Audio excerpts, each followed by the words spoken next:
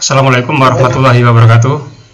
Waalaikumsalam warahmatullahi wabarakatuh. Ya, salam sejahtera bagi kita semua. Puji syukur kita aturkan kehadirat Allah Subhanahu wa Ta'ala.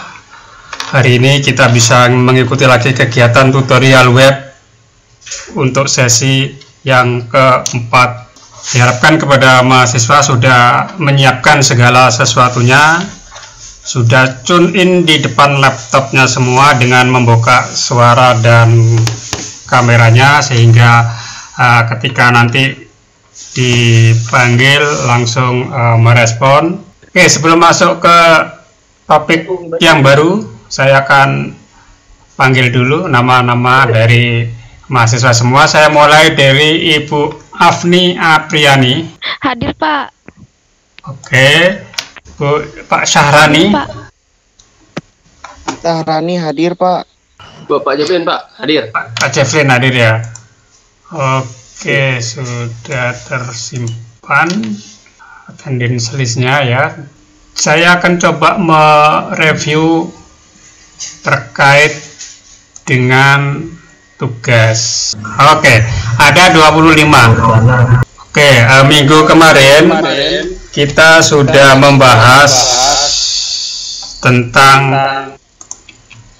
konsep daripada pemanfaatan media televisi pendidikan.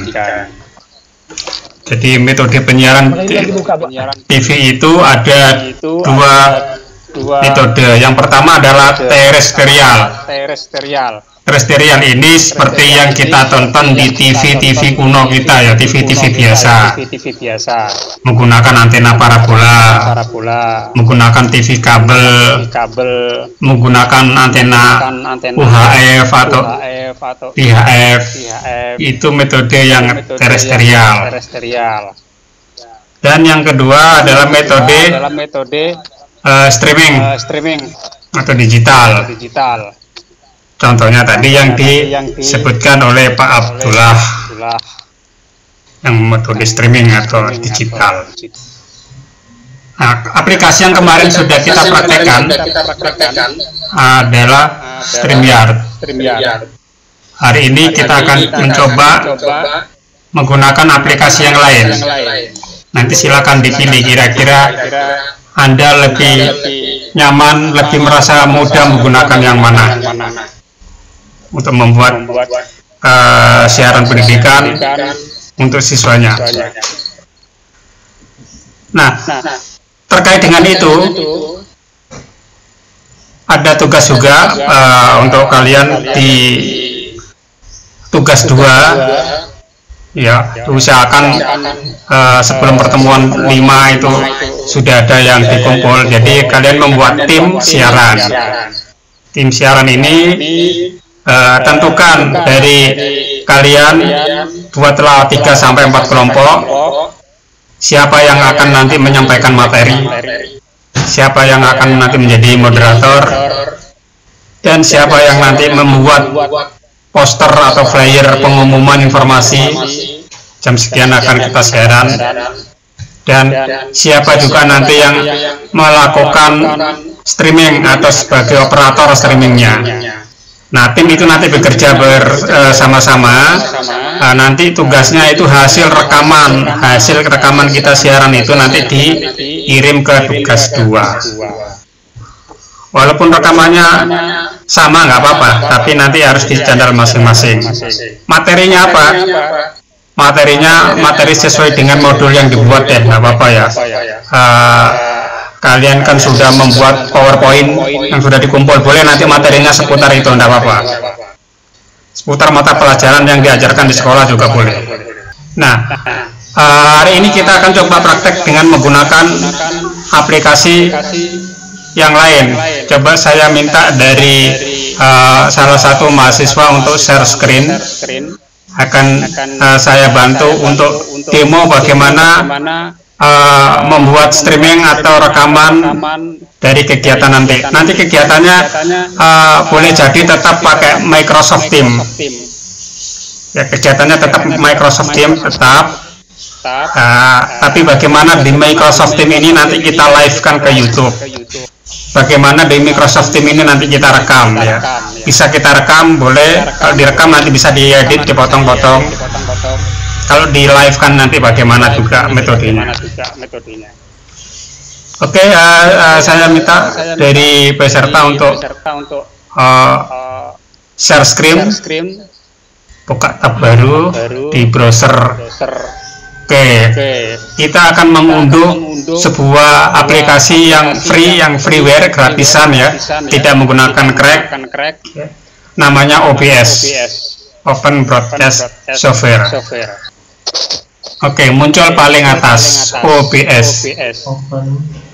Oke, klik saja. Enggak tambahnya, Pak. Kenapa?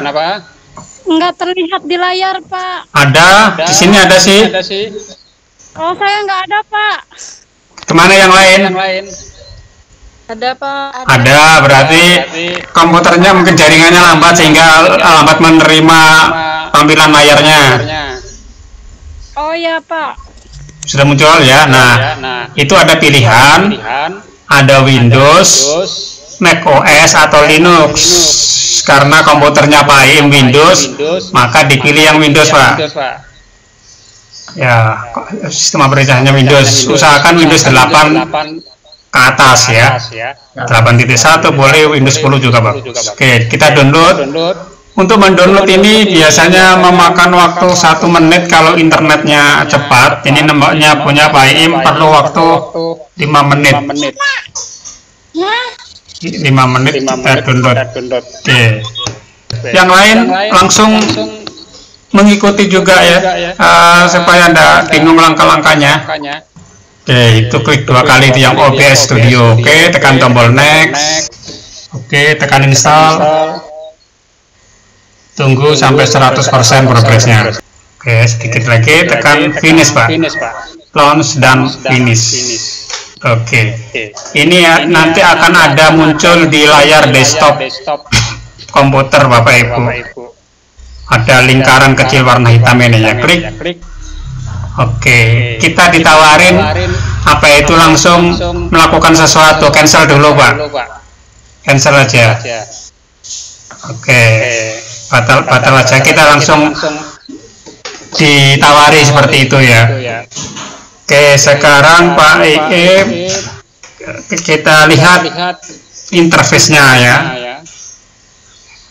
Di atas itu ada menu file, edit, view, profil, scan, relaxation tool, dan help. Oke, nanti Bapak Ibu bisa explore apa saja menunya. Tapi yang paling penting di situ ada beberapa kelompok area ya. Area yang paling besar warna hitam, itulah nanti yang tampil di layar TV kita. Yang akan tampil di YouTube itu yang warna hitam itu. Belum kita isi apa-apa. Kemudian di pojok kiri, di pojok kiri bawah itu ada tulisan scene ya, skenario atau scene ya, scene atau skenario atau adegan, itu di pojok kiri bawah. Adegan ini mungkin kalau Bapak Ibu melihat tayangan TV itu kan ada berbagai peralihan gambar ya. Kadang gambar ini mengarah ke moderator, kadang ini gambar mengarah ke wajah pemateri, kadang mengarah ke wajah dua-duanya, kadang mengarah ke penonton, kadang mengarah ke PowerPoint atau materinya. Itu nanti permainannya ada di scan. Kita bisa membuat berbagai skenario muncul di situ. Mungkin di awal siaran ada muncul bumper misalnya kan, bumper itu opening video, itu juga permainannya di scan. Nah, di situ ada tanda plus dan minus, artinya ini untuk menambah skenario, untuk menambah tampilan kamera satu mengarah ke wajah penonton, kamera 2 mengarah ke wajah pemateri, ketiga ke moderator, keempat ke dua-duanya ya, kelima ke PowerPoint. Itu nanti di situ itu ada tanda plus, nanti di situ memainkannya. Kalau tanda minus itu untuk membuang, oh ini skenario ini tidak perlu. berarti membuang tanda minus. Kalau ada tanda panah bawah ke atas, fungsinya untuk mengatur urutan adegan. Mana yang duluan, opening dulu kah ya, opening dulu paling atas atau nanti closingnya paling bawah. Ketika kita membuat adegan, ternyata kok nggak urut atau urutannya mau dirubah, nanti dimainkan dari tanda panah atas dan bawah. Oke, sekarang kita masih di adegan pertama. Sekarang di sebelahnya adegan itu ada source. Source ini berisi berbagai elemen yang kita bisa tambahkan.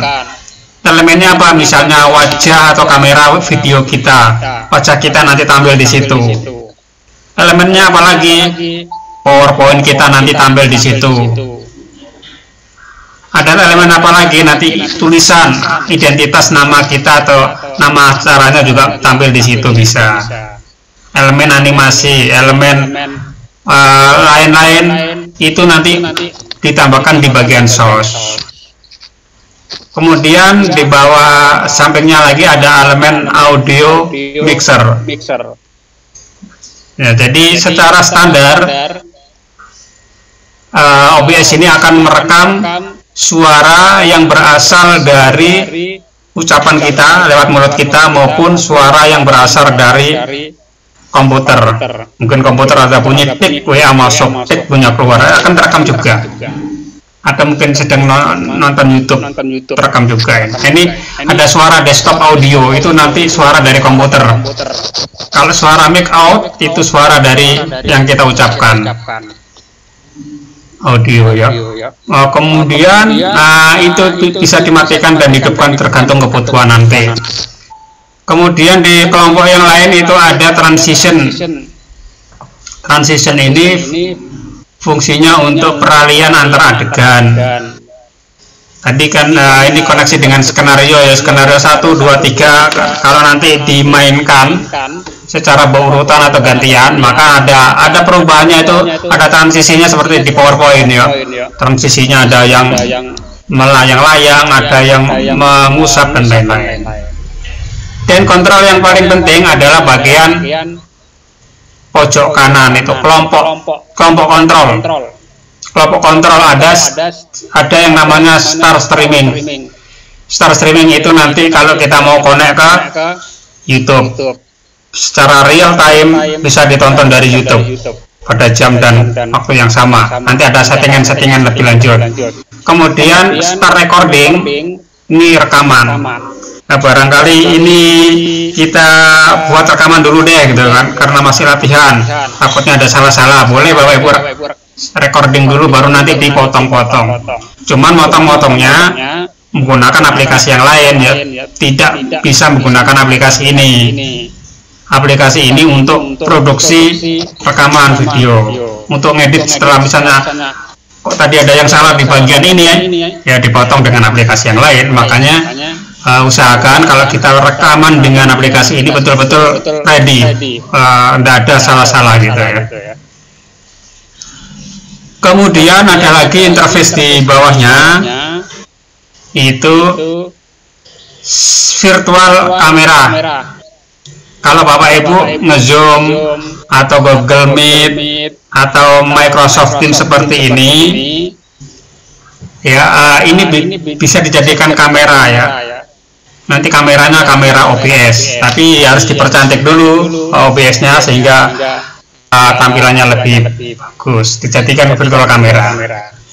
Kemudian nanti ada studio mode, ini terkait dengan skenario ya. Kalau kita skenario-nya banyak, ini sementara baru satu. Kemudian ada settingan-settingan untuk keperluan ya. Jadi menu setting. Oke, kita mulai dari yang menu sederhana. Ya, yang paling simpel komponennya adalah kita ingin memasukkan tampilan Microsoft Teams ini ada di OBS.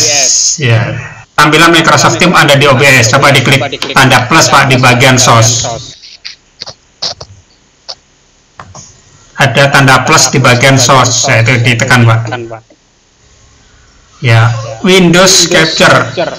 Ya, Windows Capture itu tampilan jendela yang terbuka di komputer kita. Misalnya nanti Bapak Ibu buka WA ya, WA yang terekam. Ya, kamu buka Microsoft Teams yang terekam. Tekan OK, Pak. Ya, oke aja ya, oke. Oke, ya itu pilihannya. Pilihannya adalah Windows-nya diklik, Pak. Itu tim Microsoft berbagi layar Anda. Ya, klik. Oke, Pak ya. Ada pilihan apa aja, Pak? Windows-nya itu, Pak. Google Chrome, foto, drop musik dengan Microsoft Teams berbagi layar Anda. Ya, itu ya. Nanti Bapak Ibu supaya Microsoft yang terjadi di Microsoft Teams ini terekam, maka yang dipilih adalah ini, Microsoft Teams. Sekarang pilih Display Capture, Pak. Tekan OK. Ya, jadi Bapak Ibu, Display Capture itu apapun yang sedang kita buka di komputer kita akan terekam. Kalau yang tadi Windows, kalau yang kita misalnya tadi dipilih Windows Capture, misalnya kita buka yang lain tidak akan terekam, tapi kalau Display Capture akan terekam seperti ini. Ya, tampilannya memang seperti ini ya. Nanti misalnya Pak Im buka PowerPoint, maka ada PowerPoint-nya tampil di situ. Coba misalnya Pak Im ada PowerPoint ya di komputernya. Coba dibuka, nanti tampil PowerPoint Pak Im ada di situ juga. Di slideshow dulu, Pak. Iya, coba buka PowerPoint dan di slideshow kan. Yaitu PPT kelompok 4 atau kelompok 3, coba sembarang coba. Oke, iya. Ya, di slideshow coba. Jadi di slideshow. Nah, maka nanti di OBS yang tadi yang asalnya kotak-kotak mengecil perspektif itu nanti akan terisi itu. Sekarang bagaimana menambahkan tulisan, Pak Im? Coba tambahkan tulisan. Skenario, Pak. Ya, di source.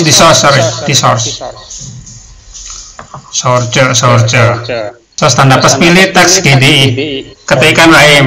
Ketikkan misalnya presentasi kelompok. Pak Im kelompok berapa? Kelompok modul berapa? Modulnya? 9, Pak. Oh iya, coba presentasi kelompok berapa? Kelompok 3 atau 4 ya? Modul 9 gitu ya? Ya, presentasi kelompok 9 atau modul 9. Tekan OK, Pak. Kasih spasi dulu. Kasih garis juga ya, kasih garis baru spasi juga kayak yang lain. Kasih garis seperti yang lain itu membelah baru spasi. Oke, hurufnya tekan OK, baru hurufnya diperkecil. Atau select font juga boleh.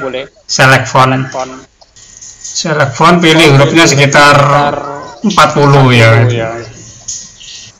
Coba 40 itu kan 256, gede banget. Ganti aja 40 atau 60. Ditulis manual boleh. Nggak harus dicari. Ya, ditulis manual 40 atau 60. 60 aja, Pak. Ya. Oke.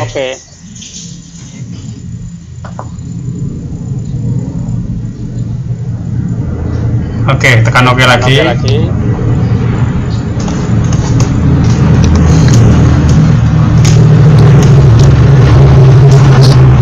Oke, pindahkan ke bawah. Ya, tulisannya dipindahkan ke bawah. Oke, misalnya kalau kita mau buat tulisan ini bergerak, Pak Im ya. Klik kanan tulisannya coba. Klik kanan itu tulisan. Klik kanan, pilih filter. Oke, pilih filter. Nah, sekarang di area yang warna hitam itu diklik kanan lagi. Di area yang warna hitam di kiri itu diklik kanan lagi. Klik kanan, pilih scroll. Di bawah itu scroll tuh ya. Ya, setelah ditekan OK. Vertikal, Pak. Kemudian digeser yang atas itu digeser ke kanan. Yang horizontal digeser ke kanan. Itu berapa, Pak? sesuaikan aja. Makin ke kanan makin cepat. Kalau makin cepat kan orang nggak sempat baca nanti. Geser ke kanan. Sudah bergerak Pak Im? Udah Pak, 100 saja Pak. Oh ya, kalau 100 ya kira-kira sesuaikan kecepatannya. Jangan sampai orang enggak sempat baca. Oke, tekan oke. Setelah itu tekan oke atau close. Sudah Pak.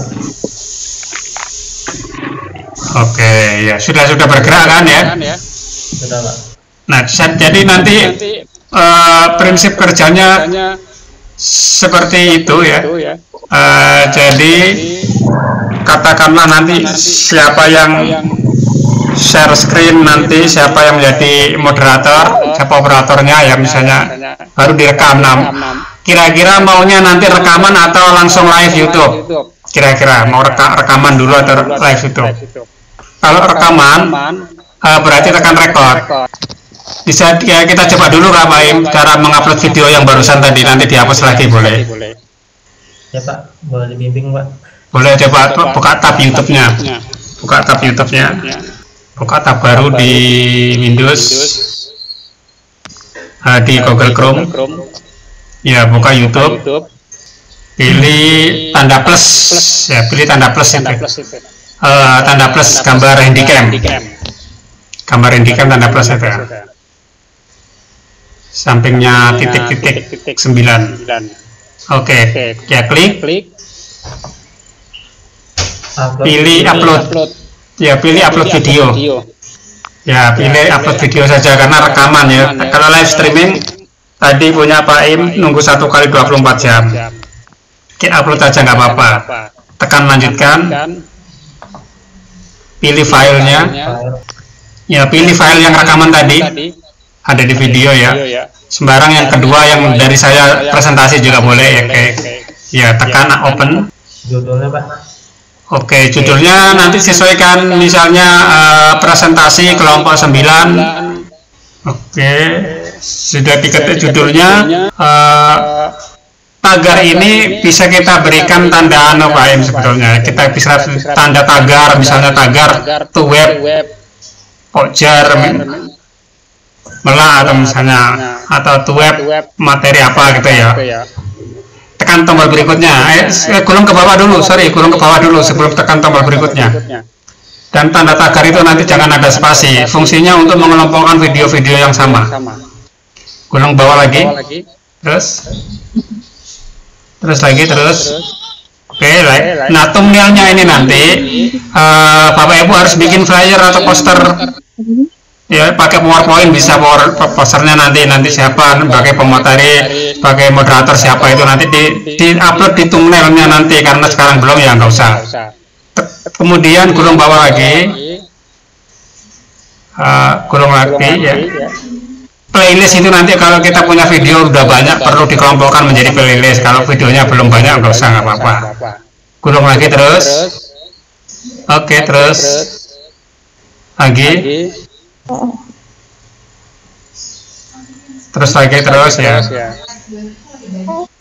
Pilih video ini bukan untuk anak ya, tidak video ini tidak untuk anak. Pilih yang itu supaya bisa dikomentari pengunjung, entah itu bertanya atau menyatakan semangat atau apa gitu. Pilih yang tidak, baru tekan tombol berikutnya.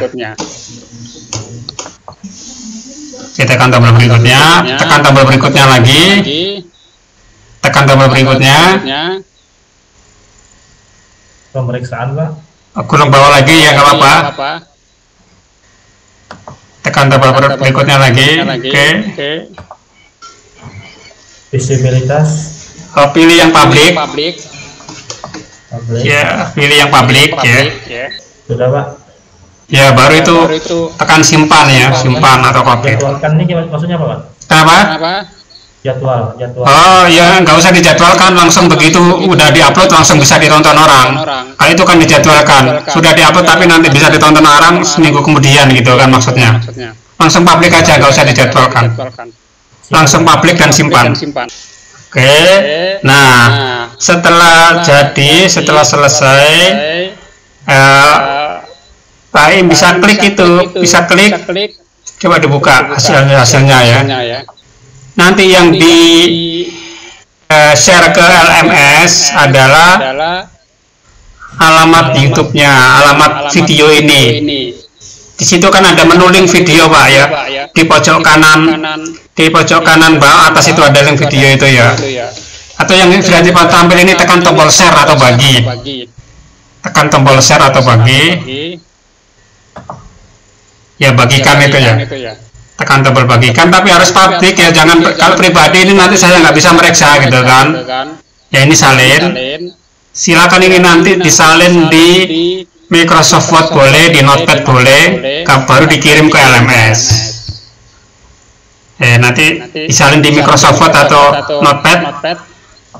Nanti saya buka itu linknya, ya. Jadi bukan videonya yang dikirim, tapi linknya yang sudah ditulis di Microsoft Word atau link yang sudah ditulis di PowerPoint atau sudah ditulis di Notepad, baru dikirim ke LMS. Seperti itu ya, Pak Epo ya.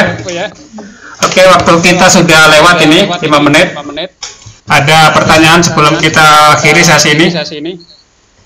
Mohon izin Pak, saya bertanya Pak. Ya, stop screen dulu boleh ya. Monggo. Ya Pak. Mohon izin Pak bertanya untuk yang minggu depan itu yang streaming yard itu Pak, saya lupa untuk metode penguploadan flyernya Pak. Oke ya, jadi boleh menggunakan StreamYard yang kemarin, boleh menggunakan yang ini OBS tadi barusan boleh. Kalau saya kan yang streaming yard itu kan tinggal menunggu verifikasi dari YouTube-nya Pak ya. Iya betul ya. Jadi untuk kalau sampai pada hari H belum ada hasil diverifikasi, nggak apa-apa pakai OBS saja, rekaman ya. Yang penting nanti dibuat flyernya dulu, timnya siapa-siapa. Untuk yang streaming yard ini nanti kita kirim ke grup WA apa bentuk link atau videonya langsung Pak? Karena kalau video otomatis kan kapasitasnya link besar Pak ya. Ya dalam bentuk link yang sudah dikirim, dalam bentuk link tadi yang sudah di copy di LMS, nanti ngirimnya ke LMS kan, kirim tugasnya aja dalam bentuk link aja. Berarti nanti diupload di YouTube dulu, nanti link di YouTube-nya baru kopikan ke LMS ya. Iya betul sekali. Baik Pak. Oke, silakan ada yang lain lagi. Silakan bertanya selagi ada bapaknya, nanti kalau nggak ada bapaknya susah bertanya. Ya silakan ya. Jadi minggu depan sudah kita urut ya, kelompok 1 yang menggarap modul 1 tampil duluan, yang menggarap kelompok 2 baru berikutnya gitu ya. Jadi kelompoknya silakan membentuk sendiri deh ya. Materinya juga silakan nanti dipilih mau topik berapa, mau topik 9 kah topik berapa, boleh dari modul itu. Secepatnya saya kirim rekapan grupnya Pak ya. Iya, dan nanti 1 hari sebelum kegiatan harus sudah jadi flyernya. Posternya udah jadi ya. Oke, kalau tidak ada, saya akhiri sekian dulu pertemuan kita pada hari ini. Selamat sore, assalamualaikum warahmatullahi wabarakatuh.